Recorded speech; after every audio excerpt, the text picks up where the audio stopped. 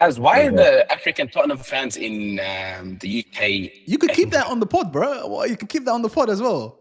Why Well, not? I don't know, Kazli. I don't know, man. Maybe you might get offended Go, by go, it. go. I'm No, no, just- ask. Why not? We'll keep this Me all, offended by anything? Come on, man. we'll keep this all in. Let's go. Let's go. Spot Spurs, bro. Come on. No, because it's you're just frustrated. Like I go for Tottenham, yeah.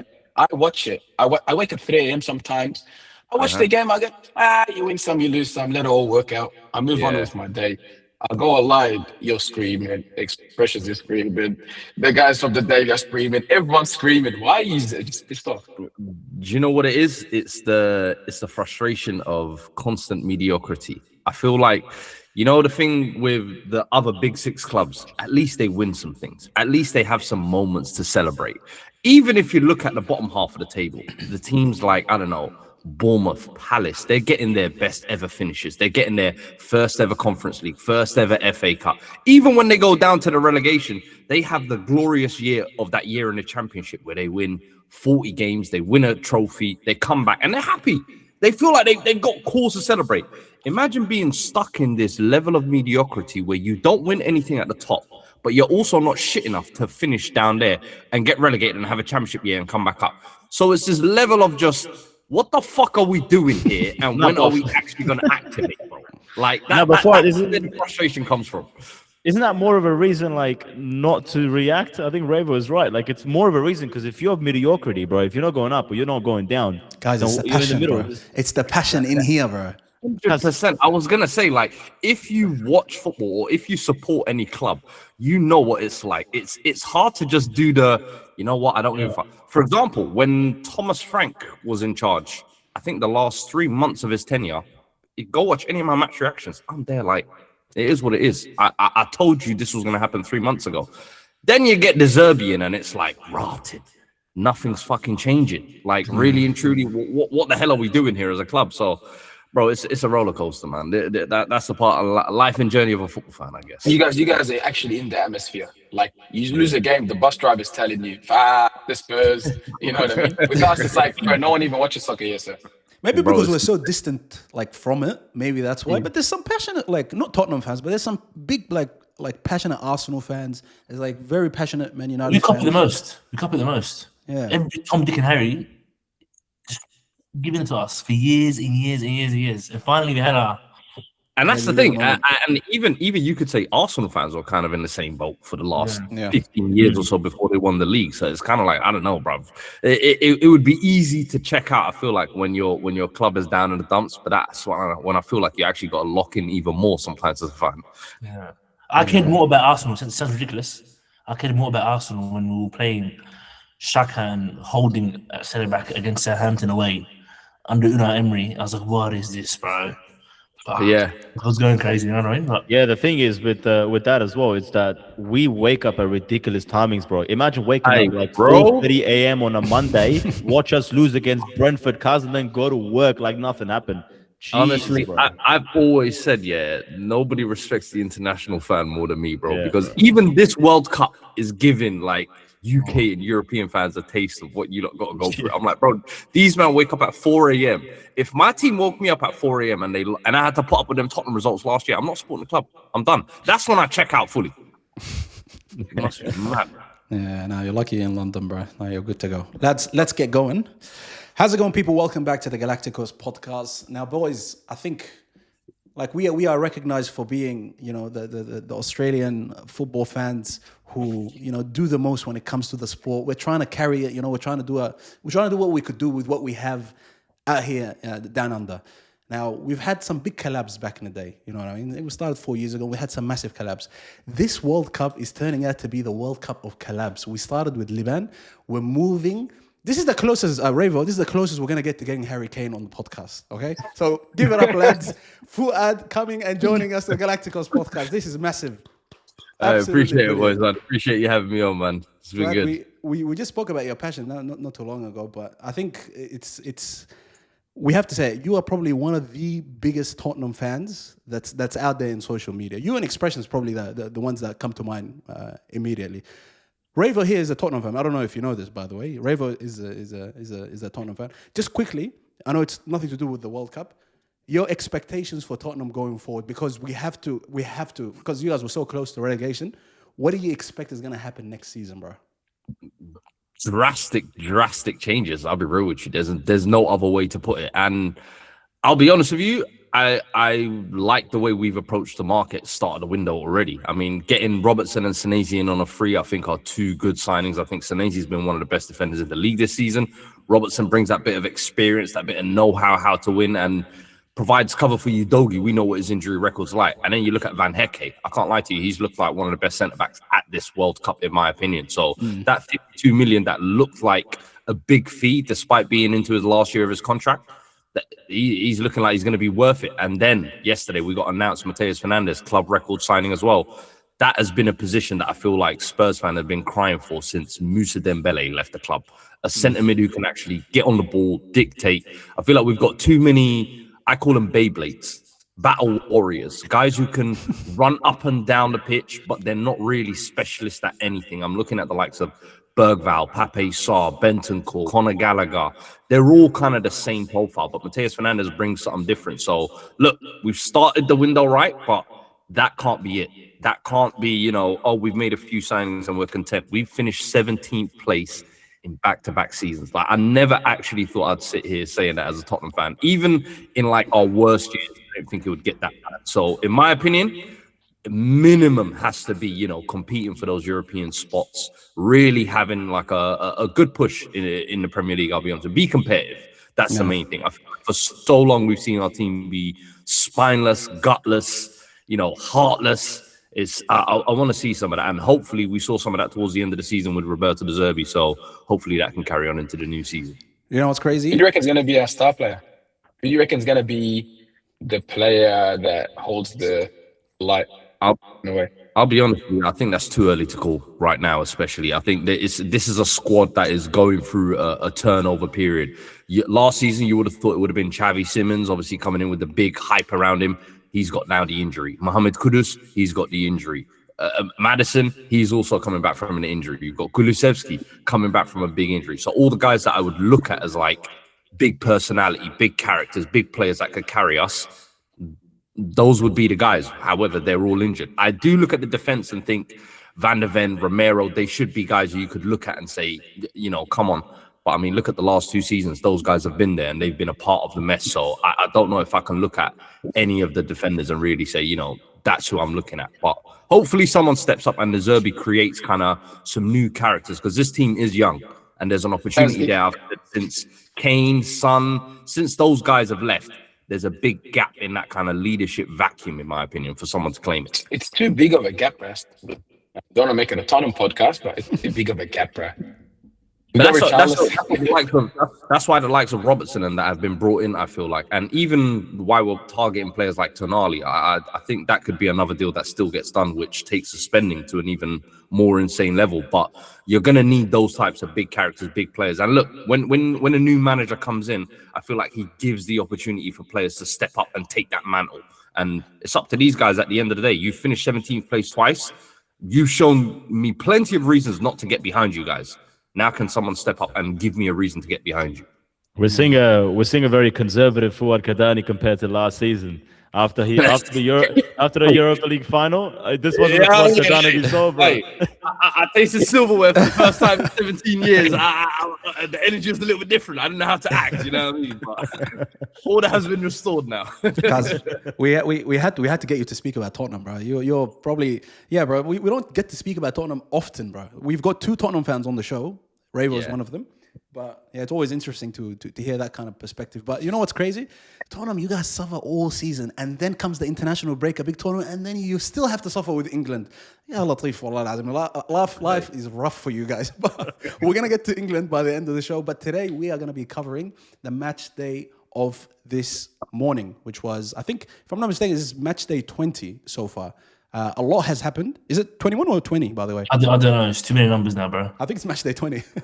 But they've all molded into one for me, man. Exactly. Hella games, bro. Hella games. But some fire games that we're going to review today. On the panel, Hasib, always coming back. Welcome back, Hasib. Ravo, Abshir. I would have loved to have Hassan Afa today to speak about, Ivory Coast, but it's okay. He's not here. And like we said, Fuad is joining us today. Lads, let's get into it. And I think there's no better place to start than to start with the host nation. Mexico got a 2-0 win against Ecuador. And I think when we did the predictions, was it yesterday or the day before? I said that this is going to be a comfortable win for Mexico, given the crowd, home advantage. But also a big thing for me was they looked like they're the best from all of the host nations, bro. They played the best football. They were not afraid at all playing anyone, and this was supposed to be a challenge for them because Ecuador is a team that could knock out a big nation, bro. They're not an easy bunch to stop, but. 2-0 win. I think they scored within half an hour, like both goals, and it was done and dusted by the first half. This is starting to look good right now for Mexico. Now I'm not sure who they have next exactly, but I want to get Fuad's. A take on this. What did you make of this performance today, and how realistically, how deep can Mexico go into this tournament? I think this could be the most historic Mexico side that makes the furthest run, whether that's quarterfinals, even a round of 16. I know that's normally where they get knocked out, and that's always been kind of the choking point for them. But I think, as you said, they've been one of the best in terms of performances, one of the best teams this tournament. And I think, respectively, I think all the host nations have actually been really good. I think Canada's put on some huge performances. I think the USA has also come out, but with Mexico, I think, for me, the big breakout star and kind of the big surprise was Quinones, who, prior to this tournament, I'll be honest with you, I didn't know too much about him. I know he's been playing in the Saudi League. Prior to that, was playing in the Mexican League. And 29 years old, I thought, hold on.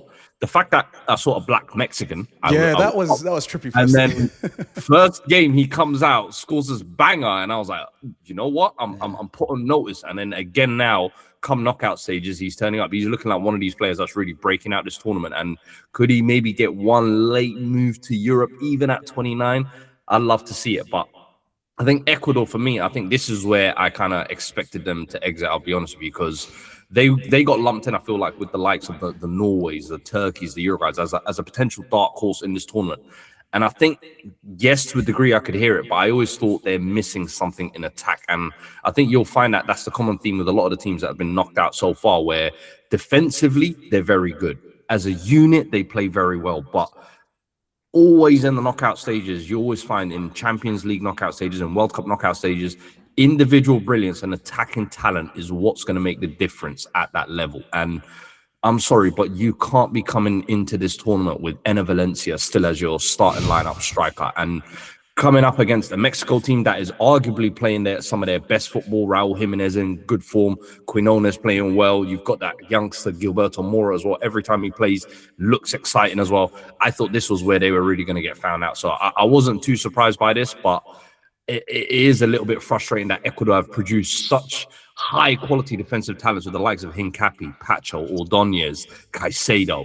But then in the attacking area, they're just lacking that little bit of quality, that little bit of X factor to help them get over the line in these types of games. Yeah, no, it was very, very obvious. I think as soon as the game started, it looked like, it's going to be long for them. Hasib, we mentioned this. I think we did a quick video together, and we mentioned that, like, I think it was the Aztec, wasn't it? The stadium. Regardless, home advantage was going to be a big thing for them, and they showed up, bro. They showed up. That 29-year-old. I can't believe he's 29, bro. I was just looking him up right now. I thought he looked a bit older than 29, but maybe he can get a move to Europe still. But what did you make of the performance, bro? And how deep do you think they could run? Honestly, like, I feel like because it's still to be confirmed who they're going to get, but if they get a decent round. Because this is the first time they progressed during the knockout stage in 40 years. This is not something that they're used to. I was going to say that. Yeah, they won a World Cup knockout match since 1986, which is a 40-year drought, which is massive. And I think they either get DR Congo or England, in the next round, I believe. But yeah, I think Quinones, the crazy fact about him is that he was born in Colombia and he represented Colombia in his youth days. Yeah, which is very interesting to see. And I think he currently plays for the Saudi Pro League, I believe, and he's doing mad numbers there as well. Brilliant numbers. I think he's got like 30 plus goals in 30 games. But yeah, I mean, I agree with everything with Fuad said, but I think this was a game where truly, like, the the stadium, the atmosphere really overwhelmed the Ecuadorians, bro. man. It was you could see it. They were absolutely rattled, all of them, and especially Nkapia just having howlers after howlers after howlers, showing his bare back in the Premier League, and now unfortunately he's covering his mouth. The second player to go, get a red card for covering his mouth, and because he wasn't whispering sweet nothings into the Mexicans' ear, bro. He was saying some nasty stuff, and I think he knew what he was doing. After he got the red card, he did a little smirk as well. He had enough after overwhelming attacks by Mexico. But I think this is not something. I think this Mexican performance wasn't. It wasn't like, oh, like this is their peak. I really believe they can do something in this World Cup. I think they can go as deep as possible as they can, because this was a really, really good performance. They've been doing really, really well in the group stages as well. And some of the goals, man, Raul Jimenez, like, we got to talk about him. Like, his story is absolutely magnificent, because that injury that he had with David Luiz against when he was playing at Wolves against Arsenal, wearing that headband forever, and now he scored in the opening goal as well against South Africa. Then he went and scored in the knockout stage as well. It's a beautiful story. And Mora, who's 17, which I did a video on him today, saying that he's the second player after Pele, the youngest player to be presenting his nation in the knockout stage. So that's amazing. 17 years and 200-something days. But look, this was, like you said, you predicted it really well, that it was going to be quite easy for Mexico, and if by the looks of it was. But yeah, I mean, they definitely deserve it, and I think they could sort of pull an upset this tournament as well. I think they could go to the quarterfinals as well, depending on who they get, England or DR Congo. Absolutely. What do you think, bro? If they get, let's just say for the sake of it, they get England. Yeah. Is this the end of the road for Thomas Tuchel and his mates? I wouldn't be surprised. England obviously have much better quality than most countries, barring France probably. But that stadium, even watching it, was a bit scary. I was like, what's going on? It's a bit like every time they have a chance or they score goals, I'm trying to think of a stadium it reminds me of, like Marseille. Like when they score, it's like, whoa! It's like, what is going on here? I had to put the volume down a bit, you know what I mean? it was going to be out of hand. But Fuad and Hasib said all I wanted to say. Pretty much, I'm not allowed. They were overwhelmingly better than Ecuador. Could have been a quicker score. But yeah, I was really impressed with them. I think for this year, they're going to be my Morocco for this World Cup in comparison to the 2022, bro. Like I really want the best for them. I really want them to go deep into the tournament. Even USA been playing good. And even Canada, like they somewhat turned up. Canadian heroes, he was telling them, they're all Canadian heroes, whatever the hell that means. But yeah, bro. Jesse Marsh kills me, by the way. He strikes me as like, the typical TV football coach. I don't know how to explain it, but whenever he said whenever he talks to the press, whenever he's giving team talk, I'm just like, there's just something cringe about it. I can't on it. Some ChatGPT answers, Yeah. This is in a cartoon or something. It's like, if Mexico beats England or DR Congo, whoever they get, they verse Brazil or Norway. Yeah. I mean, still doable. A Brazil-Mexico game in the World Cup. But that one's not going to be in Mexico. The next game they have is the last game they have in Mexico. Yeah, I think that's sad. That I noticed that with Canada last game as well. That was their last game. Canada. Like, how are you host nation and your last game at home? But if Canada, like, that's shameful, in my opinion. If Canada finished first in their group, they'll have 2 more games, round of 16 and round of 32 in Canada. They finish second. Switzerland gets those games. Yeah. Fair. No one's having more fun. Go ahead. Just a quick one from this game. I don't know if you lot noticed throughout this tournament, like, we were talking about how obviously we were surprised with Quinones being a black Mexican player, but Ecuador pretty much having a all-black 23-man squad as well. I don't know if you lot had noticed that as well. And I was like, I tweeted out and I was thinking, this is crazy, especially for a South American team, for them to have this many black players. I was like, is there like a directive behind this from the FA or something like that? Apparently, it's in direct scouting that they've done in specific areas where there's majority black players in Ecuador. That I think Darko Dankovic, I think his name is. He was their first ever coach, I think, who really started the idea in about the 80s or 90s. And now, almost 30 years later, you're almost seeing the fruits of the labor with a lot of these players who are now starting for their country in a country that is only 10% black, by the way. That's so why I was gonna say, how many black people do they have there? But that's crazy. 10%.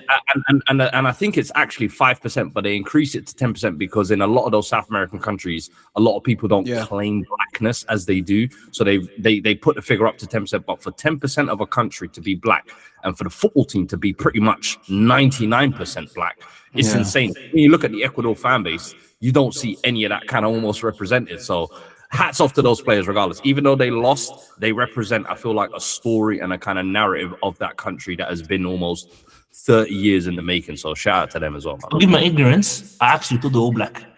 Yeah, same, wallah. Because you know what's wild? They're representing my Africans versus your Africans to the best degree, wallah. They are. Literally. Bro, South America's France. South America's France, guys. They were doing the method before France. Nah, good on them, good on them.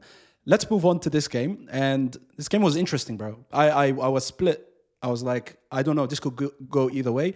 I even forgot to mention it on the last ep. I forgot to say, if this guy turns up, Amad Diallo, bro. I said I forgot to mention, if he turns up, it could be a different game. And it was close. It finished 2-1. Norway is going through against Ivory Coast. They beat them. And bro, in the end, it was the man who can score tap-ins, can score headers, can score whatever. He's the reason why they put him. And you can say he didn't mean it. It just came off him, whatever. But in the end, his name will go on the score sheet and his team is going to go through.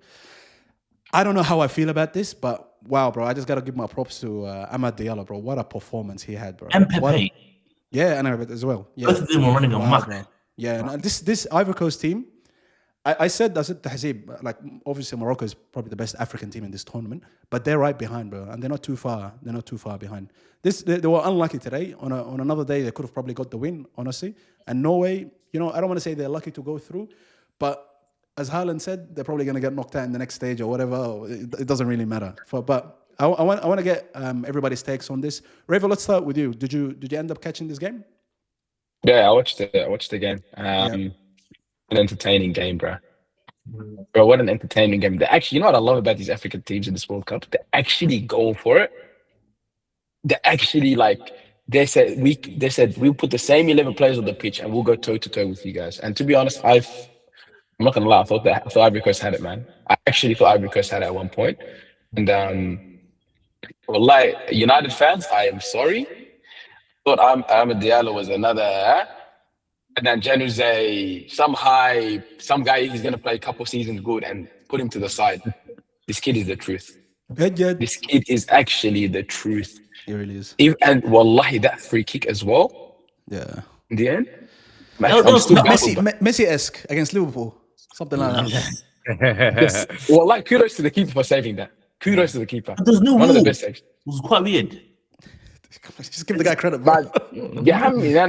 They were trying to throw him off for this. Yeah. Sometimes they say that's even harder when there's no wall. But I think one thing you got to give Amad Diallo is I feel like even throughout his United career and this season, I feel like he actually has been underwhelming.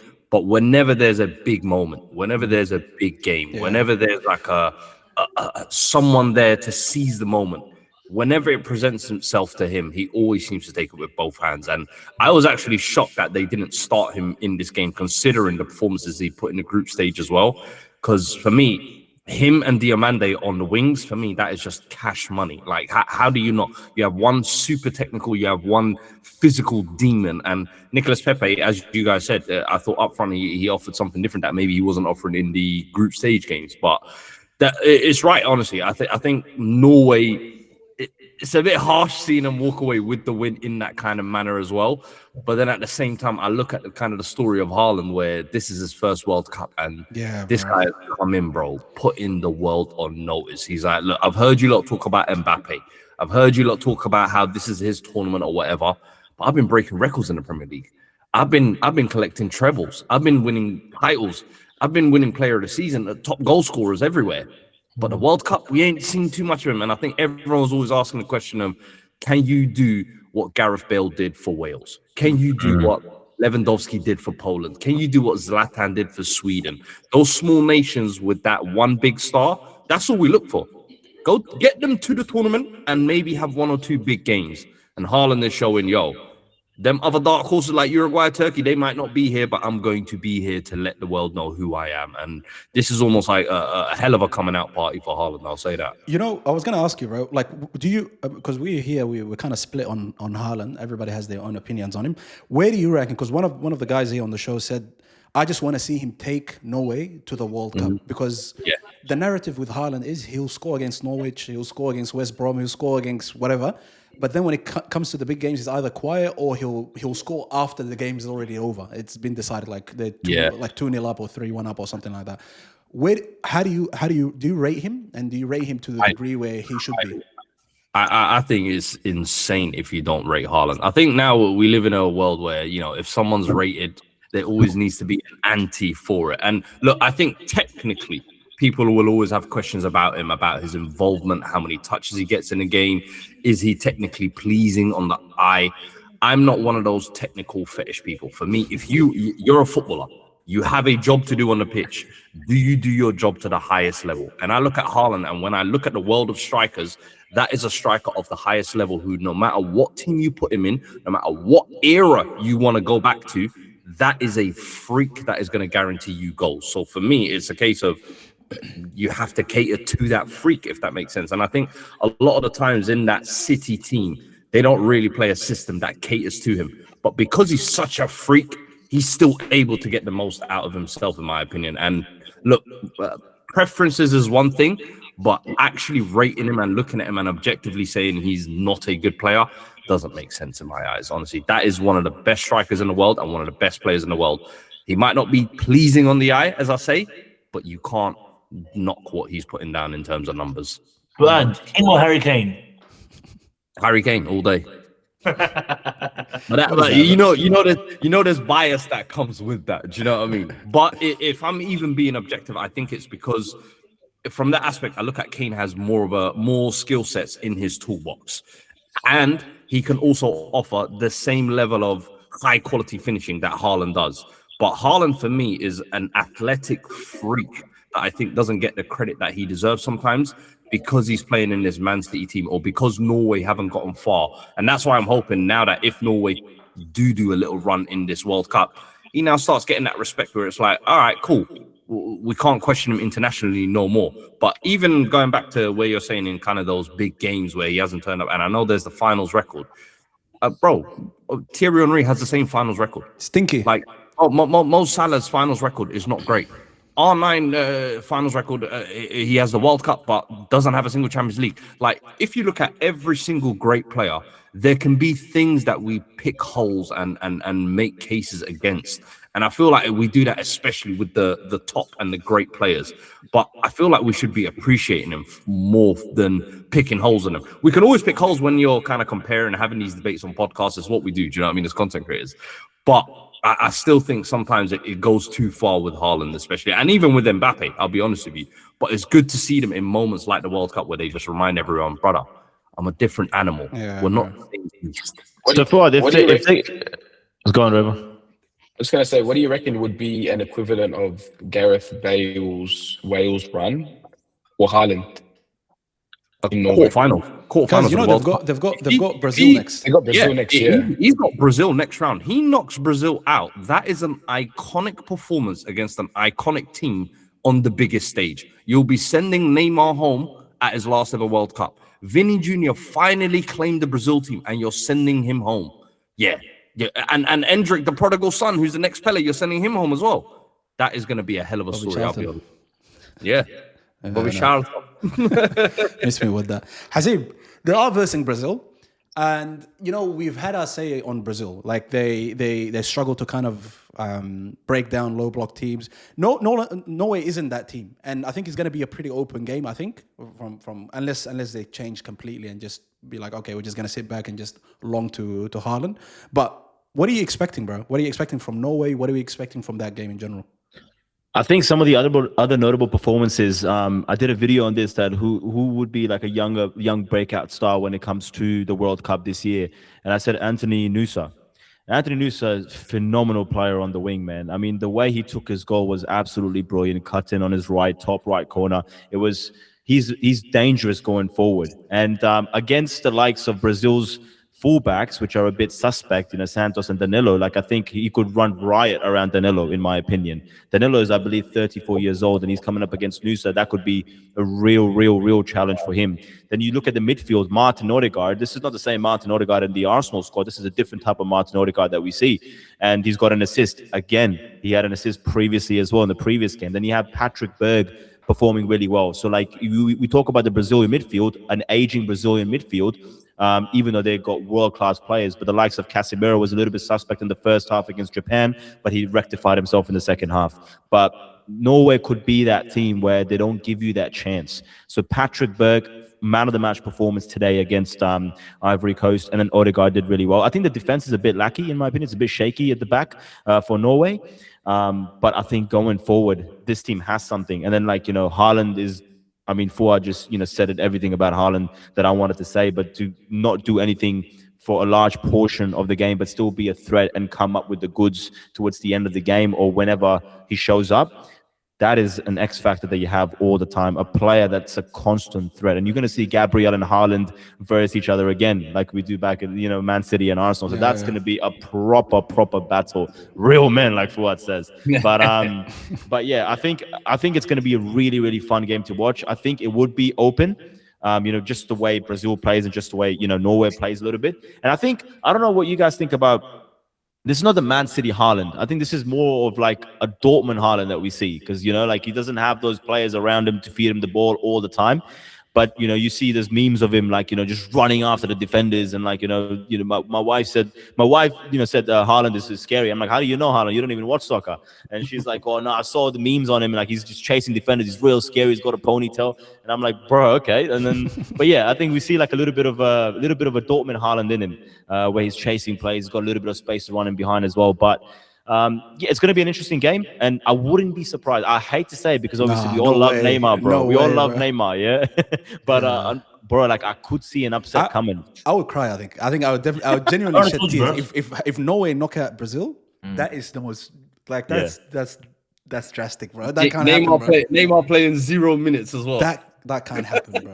Ooh, that's too much, man. That's too much. You know one thing though, if Norway are gonna have success in that game, I think Hasib touched on it there in terms of Brazil's fullbacks are a weak point. I think Douglas, Santos, or Luiz and Danilo, those are glaring holes in my opinion, and Norway have to stop this Saul off on the right wing gimmick. Brother, the dude has like 20 pace and 40 dribbling ability. Please put the goals in the bag and be Haaland's substitute for the last 10 minutes of the game. Get Oscar Bob, get Sheldrup, get one of the natural wingers out there because they actually have talented wingers in my opinion, but they seem to be obsessed with this Saul off on the wing issue. And I'm like, that is a weak point of Brazil that I really think if they play the right players, they could really take advantage of. I wanted to ask you this because we said, I think on paper, it's not looking great. But then even on the pitch, bro, this Brazil team is not what we thought they were. Like, we heard Carlo Ancelotti and we were like, oh, wow, this is a match made in heaven. You know what I mean? This is Don Carlo coming in for the Brazilians. Neymar's last World Cup. Vinny looks like he's on form, everything. What's going on with them, bro? Like, is it something beyond what we're seeing, or is it as we're seeing? Because we made some criticisms here and there. We said, oh, he should be starting certain players. But besides that, like, even their fans, bro, they get frustrated during the game, like with their offensive game. Like they can't break down any defense, bro. You know what it is? It's the typical Brazilian arrogance and entitlement, I think, at World Cups that Brazil always seem to think that no matter what team they select, they should be turning up, they should be playing Joga Bonito football, and they're just going to walk all over everyone 6-0, and it's going to be Samba time after the game. And it's like, nah, bro, football don't work like that. You have to, deserve your wins. And I feel like those teams that the great 90s Brazil teams and the 2002 team, that's what they used to do. They used to turn up to games and teams were 1-0 down in the dugout before you even lined up. And then they go to the game and they bop you off the park completely. These Brazil teams, I think, since Dunga, if you like, 2010, bro, they be leaving important players at home. They play some nasty, ugly defensive football. And then because they have a Neymar or a Vinny Jr. or a Rafinha, they give them the ball and say, all right, go and beat 11 men now. And if you don't beat 11 men and score a goal, you're the worst player in the world and we all hate you in Brazil. It's like this kind of arrogance and self-entitlement, which is why I think over the last 4 or 5 World Cups, Brazil have been sent home. And that's why I look at this Norway game as like a cautionary tale of, if you guys don't really pull your finger out and play how you're capable of playing, in my opinion, they have Rafinha, they have Vini Jr. And Vini Jr., credit to him, 3 man of the match performances in group stage. Everyone's been asking him to turn up for Brazil. He's finally there. Start Endrick from the front. What are you doing? Stop this gimmick of, he's a young kid or whatever. Play Endrick. Play Neymar on the 10. Play Rafinha on the right. Play Vini on the left. That's your attack sorted. No, but I feel like Hasib, no. Play them as a 10, bro. You heard it here first. Come on. Let's be realistic, man. Bruno G, or get realistic. What are you going to say? Don't play Neymar. But did you see Neymar when he got subbed on? Yeah, and he created 3 chances for other players. He was 2 shots. He was puffing at full time whistle. He was puffing. He was. Hey, that's okay. Half time we can bring him off, but I'm starting the game with Neymar. I need something out there, bro. I'm telling you, because for me, I think Brazil are just missing. It's not just like X factor, but actual like technical brilliance, in my opinion. And I think it also starts off with their defense. I'll be real with you. Like the fullbacks we touched on, but Marquinhos and Gabriel are not exactly the most on the ball defenders, if that makes sense. They're very good duel winners and they're very good, hard-nosed defenders, but I don't look at them as like ball-playing centre-backs who can build out from the first phase. So Brazil have a lot of work to do, in my opinion. I think they comfortably beat Norway. Just that Haaland back of their mind, but I think just my heart wants me to see Neymar do this.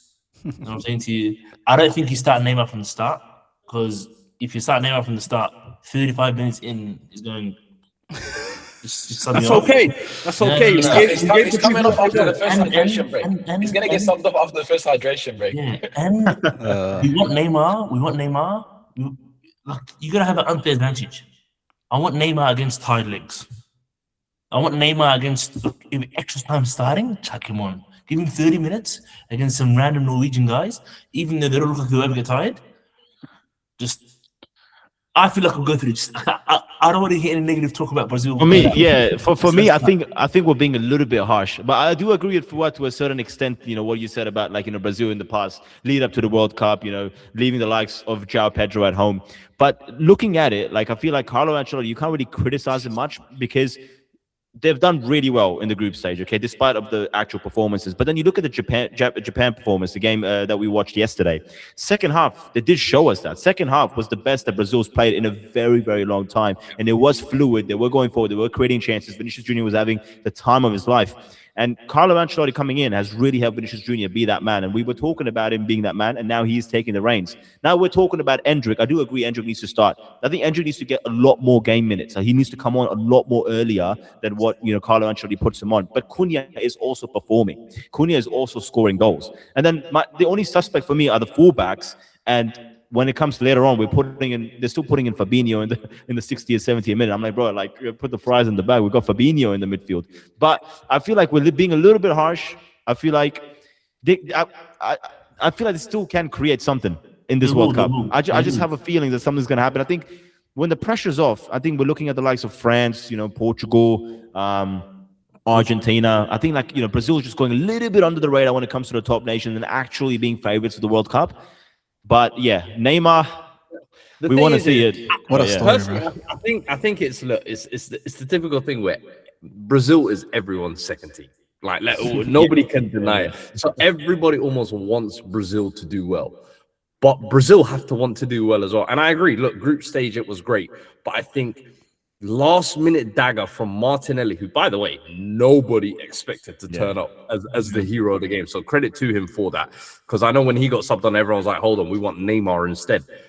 But at the same time, it's like Japan, I felt like if they had a bit of better quality in attacking areas, they could have won that game, in my opinion. But as you said, second half, you saw what looked like the real Brazil. I just worry that when push comes to shove against those better sides, could Brazil still do that? I don't know. That's the big question I have over them now.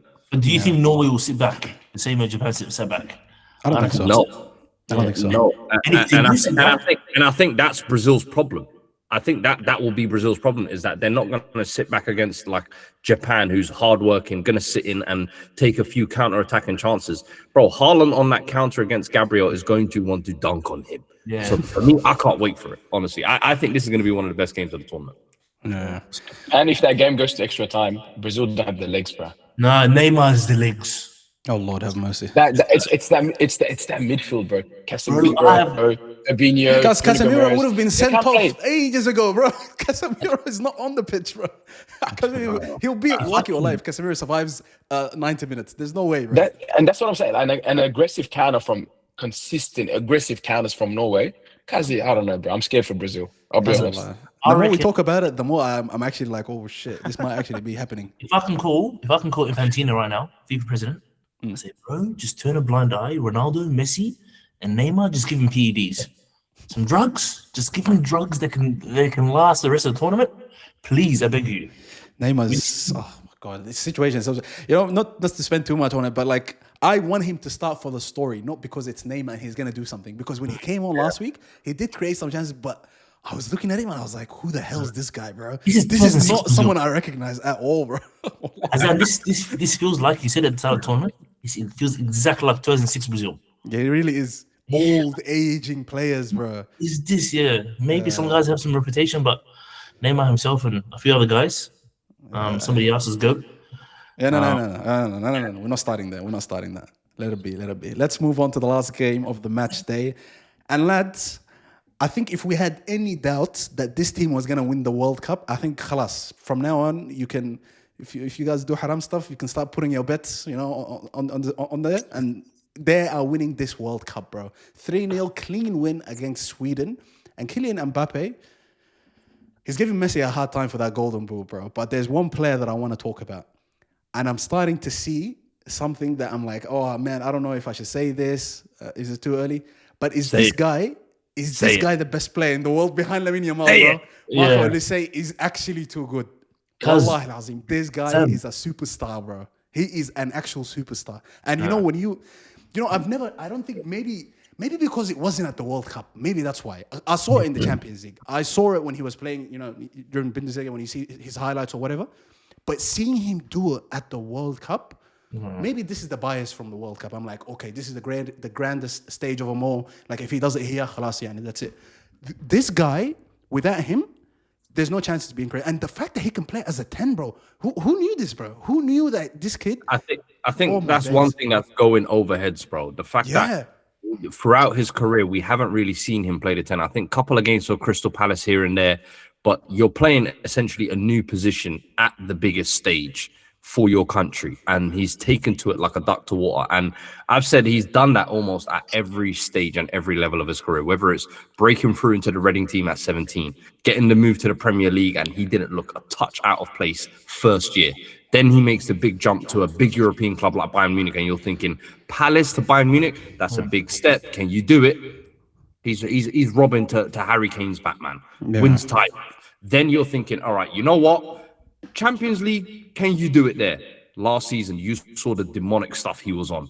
Then you're thinking, all right, international stage, playing with Mbappe, Dembele, you got Cherki, you got Doué. Can you hang with these guys? And I said before the tournament, for me, I think he is going to be their most important player. Mbappe might be the best player, but he is going to be their most important player. And you saw it in the first game when Dembele, it wasn't really clicking for him. Mbappe had missed a couple of chances.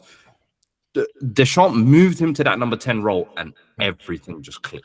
Everything just moved. And I agree with you. I've said every game as it goes on in this World Cup, I'm looking at him and I'm like, how is that not the best player in the world? Because Mbappe, who is supposed to be the best player in the world, doesn't eat without this guy. Dembele, who is supposed to be the Ballon d'Or winner, is getting outshined in his position by this guy. Then I'm looking at it and I'm like, oh, in the Bundesliga, it's meant to be Harry Kane's best player. He just won Player of the Year. So I'm looking at the technical ability. If you're someone who's an eye test guy, oh, he's got that. If you're talking about someone who, does he have the end product? Does he put the numbers down? He's got that. Now he's adding in the big performances on the big stage for the country and for club at Champions League level. Everything we praised Jamal for, he is literally doing it. There's one thing as well. the thing that we love about Yamal, obviously the numbers weren't the best, the performances were a joke, but it's the audacity. Yeah. Like that flick up edge of the box into the scissor. Yeah, The moment I saw that scissor, the overhead kick, and he hit the post, I swear to God, no word of a lie. I just pointed to the TV, give him Ballon d'Or.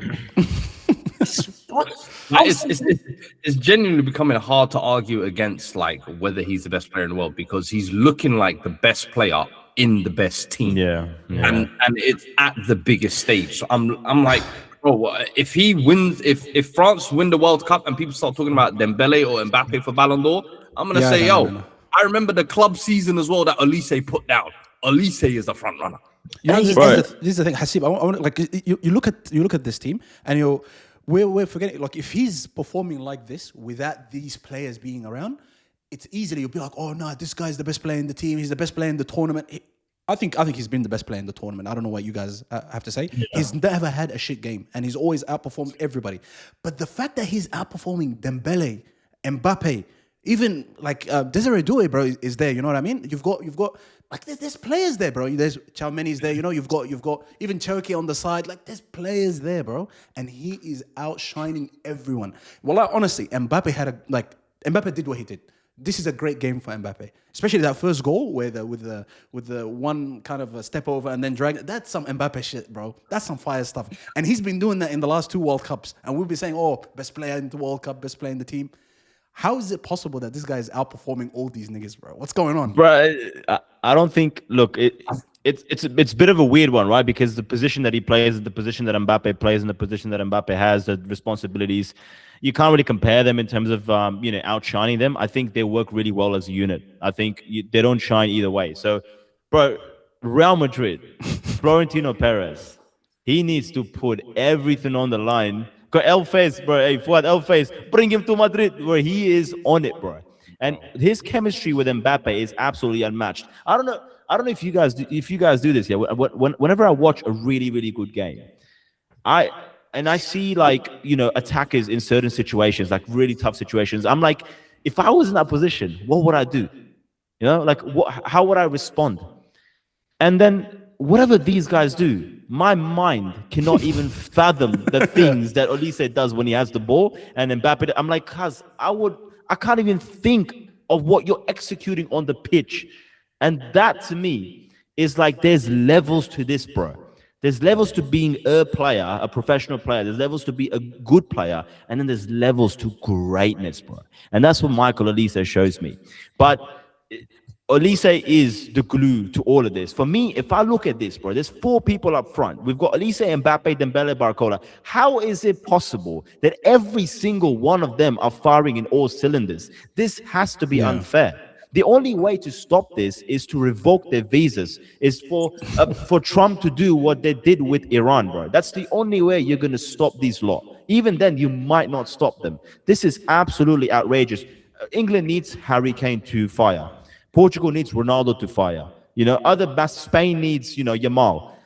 If they don't work, those teams capitulate. Bro, they've got Cherokee on the bench. They've got Desiree Doué on the bench. They've got Zaire Emery, that's been an unused sub. They got N'Golo Kante in them. Bro, and also, just want to say one more thing before I ramble on too much. We've been talking about and praising the front line.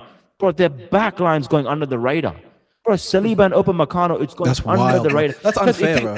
Bro, if you look at Isaac, Gyökeres, and Elanga, because that's not a bad front three. That's a front three that could create some problems. Yeah, I get it. Like, they're not gonna take France on, but that's a team that could do something. Cause locked up by Saliba. Gyökeres' highlights against Upamecano and Saliba absolutely getting destroyed left, right, and center. Their backline's going under the radar. No one's talking about it, and everyone's raving on about the front. This is a good team, bro. Rabiot, Tchouameni, 90 minutes in that double pivot.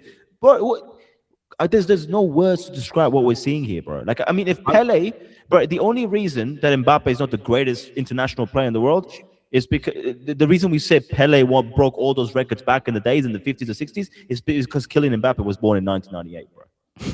Forget this Pele. Let's be real. I don't hear that stuff. What do you call it? 2 things. Number one, I felt guilty that I didn't pay for the match. Like, it was that good. Like, I was like, this. I don't deserve. Like, I have to take $30 or something. I don't know, something. Pay-per-view, I'll pay-per-view. Yeah, like, this is good. Like, how can I even? Yeah. And the second thing was, if you just go back to 2022 final, Giroud gets subbed off 40 minutes in, and Dembele. We're thinking that's the end of Dembele. Giroud does his last ever game for France. Griezmann, is he the most creative? We don't really know. He's just a false 9/striker. You're thinking, apart from Mbappe, France's future up front is looking a bit dire. Their midfield's all right. Their centre-backs and goalkeeper is all right. But up front, or wings, or creativity, we're thinking, what's the future going to hold for France? And in 4 years, there's Ridway, Barcola, Olise, Dembele revives his career, Turkey's on the bench. Mbappe's still there. Yeah, Mbappe's still there. Like, I was just watching, I'm like, wait a second, 4 years ago in the final, we were sort of laughing at these guys that Mbappe is carrying them. And then now they just have, if Mbappe takes a back seat. Yeah. Let me ask you, you actually raise an interesting point there. In terms of international attacks, I know we all look at in terms of club level, MSN is kind of like the standard bearer for front threes. Yeah. But at international football, who is that barrier? Because in my eyes, it was always R9, Rivaldo, Ronaldinho. Yeah. These three that we're looking at here in Olise, Dembele, and Mbappe, could they sit at the same table? Yeah. And if I ask, actually, let me ask all four of you, actually. If you had to pick Olise, Dembele, or Mbappe, or R9, Rivaldo, and Ronaldinho, who are you taking? Wait, in 2002? Brazilian one? Damn. 2002 version? Yeah. Or 2026 The Brazil version? one, because they went over the line. Right now, obviously, it's a bit premature, but if they go the way they're going, they scored 3 goals every game since the last World Cup final. Like, first But game, that's what I'm saying. That's what I'm saying. They could do that. yeah. And if they did that, you can't change your answer in 2 months' time. No. Make your decision now. Do you think that front three could eclipse that Brazil one? Yes, they can, definitely. Damn. They can. I don't know, bro. I'm sorry. I'm I going to can't start recording I can't. Boys, wallah, we're recording the moment. We're all caught up in the moment. boys. Raven, out of Wallah. everyone, you should be appreciating this, bro. No, You're listen, the person who's not I afraid am. to say these things. No, I am gonna say I do appreciate it, but I think we're caught in the moment because 3 months ago we were signing petitions to get Mbappe out of Madrid. We were signing petitions. I'm not bringing up club. World I'm Cup. not bringing up Madrid. I'm World not Cup. bringing up the 2-year drought. I am talking La France. Yeah. Boys, wallahi, can I say something? Wait, I'll say, wait. actually, I want to say one thing, but when I saw Mbappe and Olise playing, the link up and the chemistry they had, and Hasib said he mentioned Real Madrid. I don't know why it reminded me of the chemistry between Ozil and Ronaldo. Just finding each other, flowing. I don't know if you guys saw that. It was just wallahi the way those two flowed, and even there was a point where they kicked the ball to Dembele on the far right wing. It was as if like wallahi they switched it like, guy's not touching the ball enough. Switch, let him get in the game. Wallahi, I was just like, that's the Ballon d'Or winner. That's the current Ballon d'Or winner. They said he's not involved in the game enough. Let's flick the ball to him on the right. Do something, have some fun. It's actually unreal, wallah. You know what? The most surprising thing about this team is that their egos aren't getting in the way, which is crazy. How is Dembele like and Mbappe and Olise getting along? Like Because Azam, I'll tell you why. They've accepted the fact that you are the dictator. That Kylian Mbappe is you accept it. You appreciate and you accept the man for who he is. You know what though? They have to, wallah. Guys, make the World Cup your North Korea, cuz. Kim Jong-un 2.0. Cuz do it. Wanna do it. Cuz he got subbed off.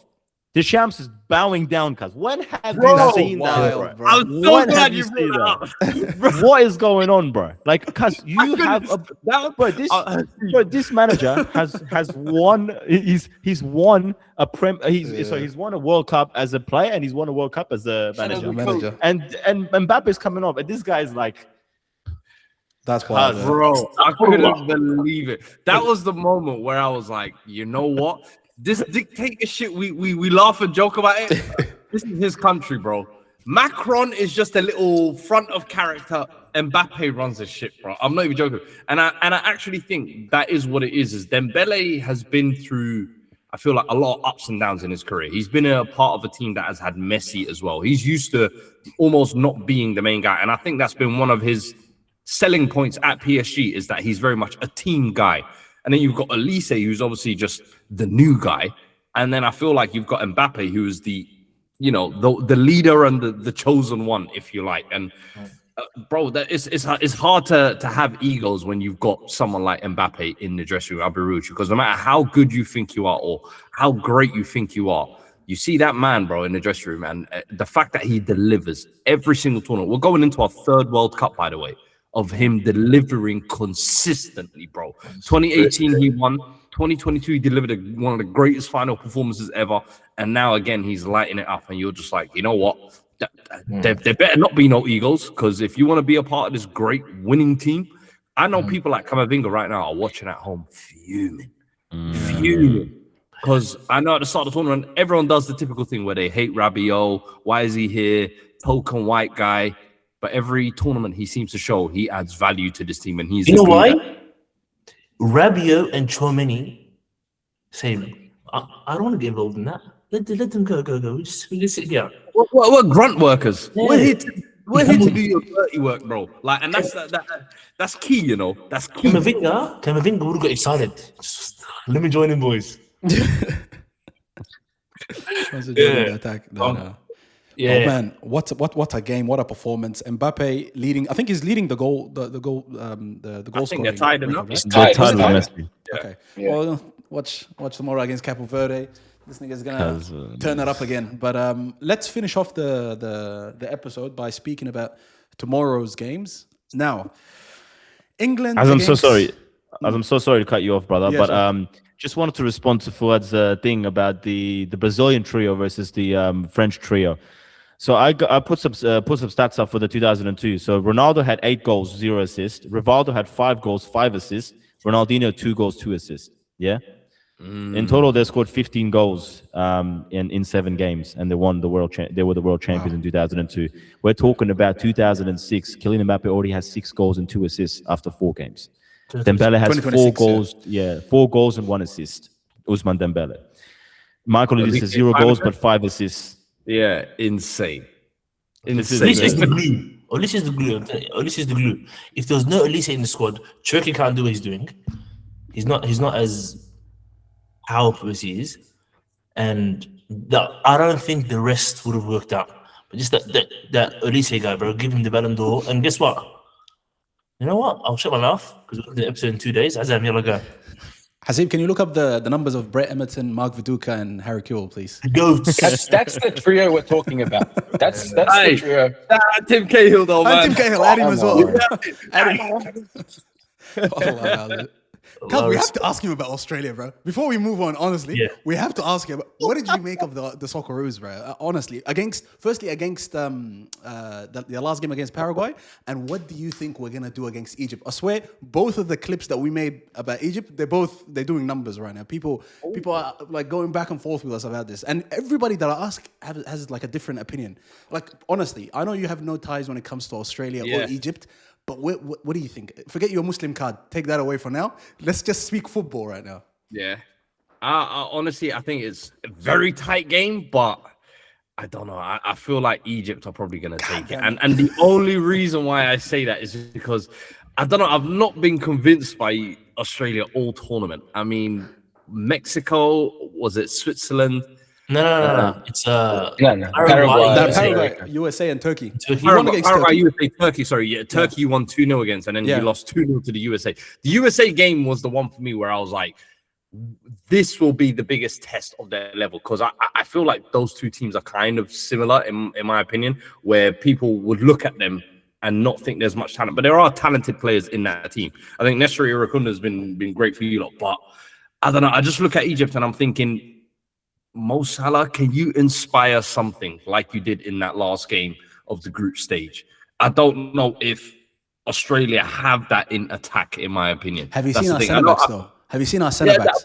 But again, that's the thing, is the defense of you lot. It's the same thing that I was saying with like Ecuador and with Japan. It's like having a defense is good. Krikiaki and Jordan Boss and all these boys, quality.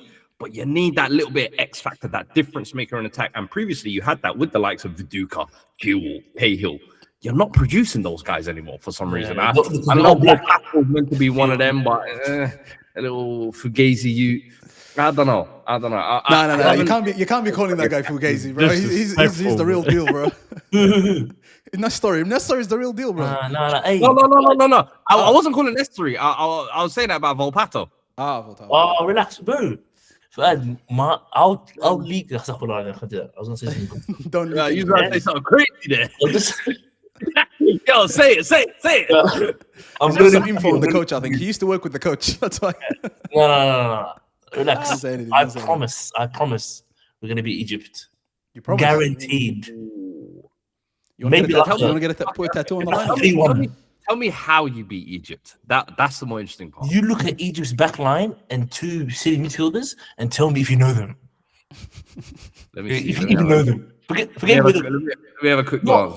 No, They got their first win. They got their first World Cup. Even experience-wise, we have more experience than them. All right, bro. We have more experience. They got their first win in a World Cup. What do you mean? God, We've got more wins in a World Cup than them. the words of the legendary Jose Mourinho. It's not where they play or how they play, it's if they play. Look at these guys. Wolpato, Irankunda, Metcalf. Trust us, don't worry, bro. All right. It's gonna happen. It could be. You know what? I actually think this is a fairly even game. Like, if there ever was a game for you lot to win in the knockout stages, I think this is the perfect one. Because, listen, as you said, the first team may not have as much quality, but that Egypt team, I feel like has been together for a couple of AFCONs and had good runs in those AFCONs as well. So I wouldn't sleep on them, but it's definitely Bro, I'll ask the same question I ask everybody that hasn't watched Australia. Fuad, in your predictions at the start of the tournament, where did you put Australia in the group? I think I had them third. If I'm Don't lie to me, bro. Don't lie to me. Yeah, I think we did an SDS predictions video, if I'm not mistaken. Wait, What you put them third? Okay, that's the first. What was your group again? Paraguay, Turkey, Australia, USA. Paraguay last, maybe? Paraguay, Turkey, Australia, USA. I may have had you bottom still. Damn. Where are we, bro? We're round of 16. You know, Hasib, bro. You lot have done better than I expected, but Turkey gave you a little something there, man. We're getting our get back. We're getting our get back against Argentina. Yeah, I'm telling you, trust us, bro. We're getting our get back. They just beat us 2-1 in the last World Cup. That's the only game we lost last World Cup against the champions. You know what I mean? That's the only game.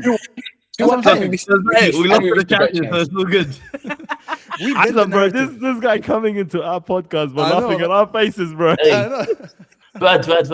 The propaganda in Australia is we were Argentina's toughest game. Yeah. Hey, don't kill me. That's the word on the street. But you know what? Let's laugh at England right now. You guys are playing against Congo, and I saw a racist ass fan say, "We conquered them once, we'll do it again." Oh my god, yo, I saw that. I don't know, brother. See, this is why I don't support England. This is why I don't support England, man. I don't affiliate with England. I'm sorry. Lads, what do we think this game is gonna bring out? Abshir, what are you saying, bro? England against DR Congo. We want Tuchel to see you later. See you later. So I want a bit of an upset, and I want there was nothing more beautiful when we were growing up, seeing like England fans and England media just go at their managers and their players. Like, they had a golden generation. They used to roast them. I'm saying to you, I want to see what happens now. Bro, they do that regardless, bro. If they do well, they roast the manager. If they do bad, they roast the manager. Like, England fans will never be happy, bro. You can give them Pep Guardiola, they'll never be happy. What are they gonna call Bukayo Saka this time? Called him monkey last time. What are they gonna say now? You know what I mean? They're creative with their insults. So, like, I gotta tell them, they turned him into that little monkey from Dragon Ball Z, bro. Last time I saw that, that was elite, bro. But I hope for Congo's sake. Congo's just been in vibes, bro. Yeah, it's for Congo. But I really want it for Congo, bro. I want a big upset. This is the upset that I want. I don't want Brazil's upset against Norway. I want this upset. This one will be satisfactory, like a good upset to have. It plays into the storyline, the better storyline. Congo versus Mexico next round. Oh, fire. Like. Okay, this is some wild hate, boys. Like, this is some wild hate. Because we're trying to reciprocate the hate that Fuad was doing, bro.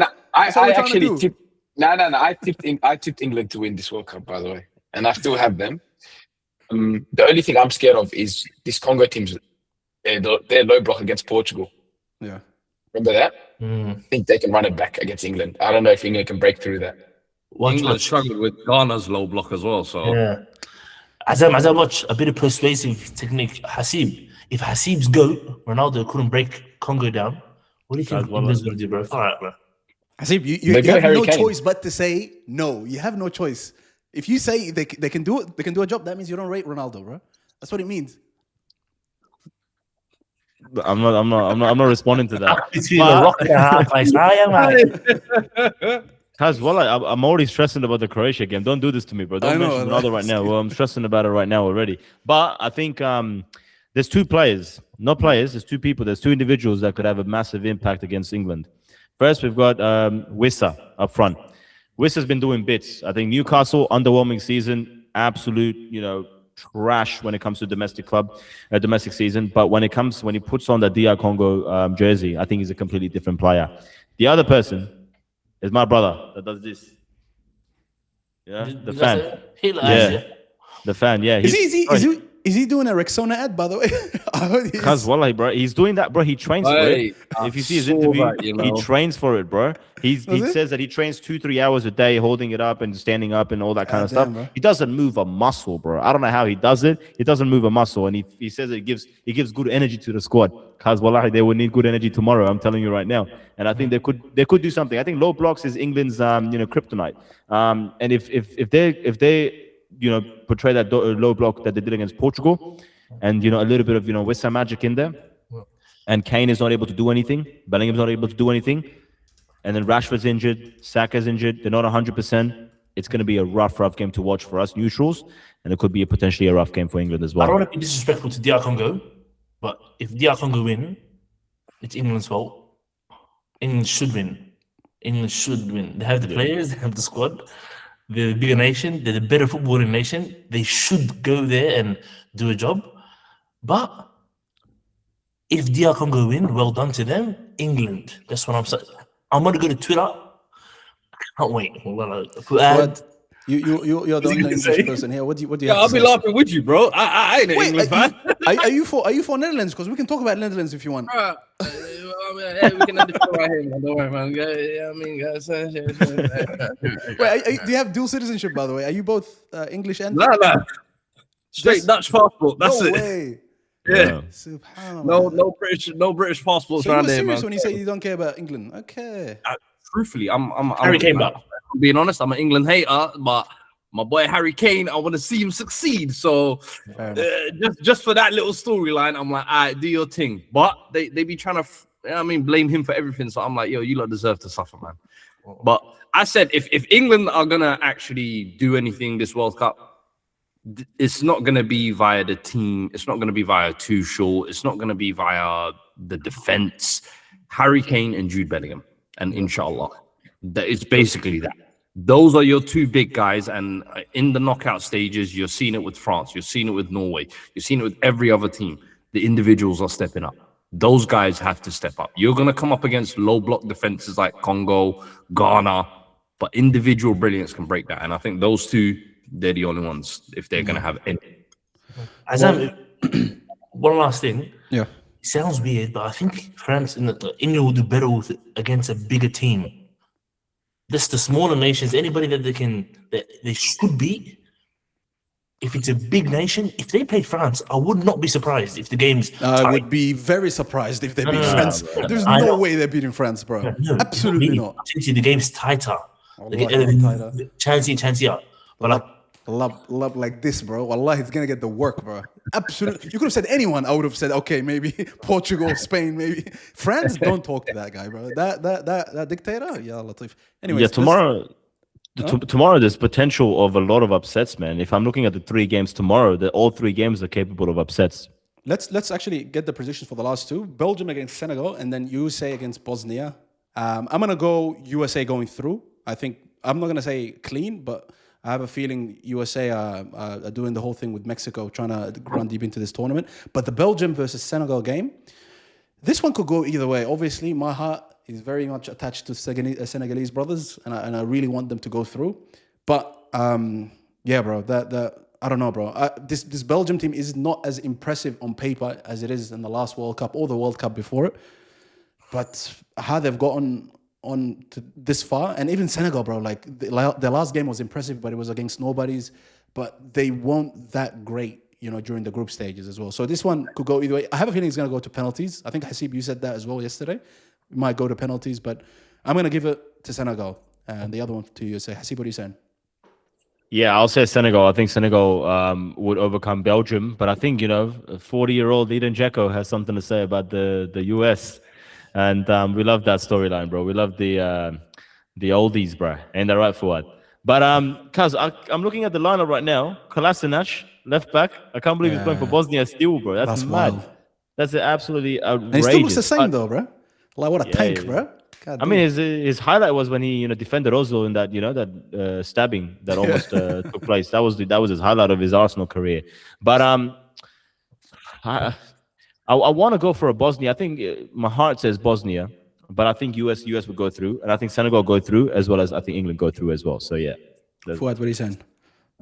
Bosnia have had a good time, man. But this is where the journey ends. USA, Senegal, I think, will deal with Belgium very well. Belgium need to be banned from a couple of tournaments. I can't even lie to you. The amount of dreams that they've sold over the last decade, they need to be suspended. And England, yeah, I think England will make hard work of it, but they should get through. By the way, hot take. I think, is that you, Hasib, who says Roberto Martinez is the reason why we haven't had a dream story with Belgium, and he's going to do the same with Portugal? What do you think of that, Fuad? For me, I fully agree. I've said not just him. I think Wilmots before him definitely has to play a part as well, because he was there for the 2016 Euros, if everyone remembers that. But Martinez, for me, has always been an underwhelming manager. Even at Everton, I always said the rotting of Everton started with Martinez and Koeman. Those two guys completely ruined the club. And now you look at them, they've come to Belgium and Netherlands and ruined both those countries as well. Like, two jihadists, in my opinion. Terrorists. Absolute haram ball, huh? No, nasty work, honestly. And the fact that he comes in, I think Paul Merson said it very well, where he comes in after games, talks in a press conference or talks to the media, and he's such a wordsmith that you end up walking away from the press conference like, oh yeah, this guy knows what he's talking about. This guy is going to play brilliant football with his team. And then you watch his teams, and it's the worst fucking thing you've ever seen in your life, bro. So honestly, I need Belgium suspended. Ravo, give us your predictions. England win. Okay. I want England to go through, obviously. So scrappy England win. Senegal, I think they go through. I don't see this. They both had howlers of World Cups, and they both performed in their last games. I'm going with Senegal. I think Senegal will beat them on the pace, counterattacks, and probably in set pieces. And USA, bro. I think they actually like reinvented the country, and they actually love football. Like it's crazy. Like no one ever thought of the US as a team that could play football. We always thought they were just scrappy. I only know Clint Dempsey pretty much. But this US team, they're very impressive. So I think they're going to go smooth sailing past Bosnia, with all due respect. And Abshir? You know my team is Senegal from Africa, bro. I don't want Abshir, you've done this too many times, bro. I wanted Morocco out after Morocco's nonsense yesterday. This is what I'm saying, bro. You keep changing teams. No. Senegal to go through against Belgium. And I will never support the United States of America in anything, bro. Bosnia. Well, there you have it, lads. That's everybody's predictions, and what an episode, bro. Fuad, I'm so glad to have had this, this episode done during the World Cup, because there's a lot of football going on. Guys, make sure you check out Fuad's channel. He's very active, by the way. If you guys didn't know, he's got a YouTube channel. Besides the stuff that you guys see on SDS and Sky Sports, and I'm just dropping the big names in there, but he's got his own thing, and he's doing well, bro. So be sure to check him out. We're going to do a collab post on here, and make sure you follow him on all social media platforms, Instagram, TikTok, wherever you can find him. Fuad, how did you enjoy your Galactico debut, bro? I appreciate it, man. Appreciate you boys having me on, man. Almost felt like an episode of SDS there, I say.